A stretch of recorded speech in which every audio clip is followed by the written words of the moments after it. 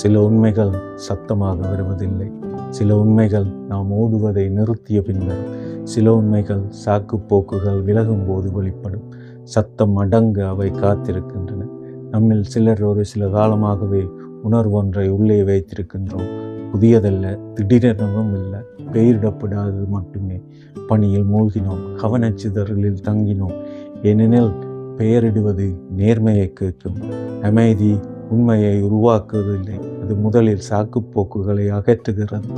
அதன் பிறகு எது வெளிப்படுகிறதோ அது எளிதாக இருக்காவிட்டாலும் மிக துல்லியமாக இருக்கும். ஒரு முறை கண்டதை காணாமல் இருக்க முடியாது, ஒரு முறை உணர்ந்ததை உணராமல் இருக்கவே முடியாது.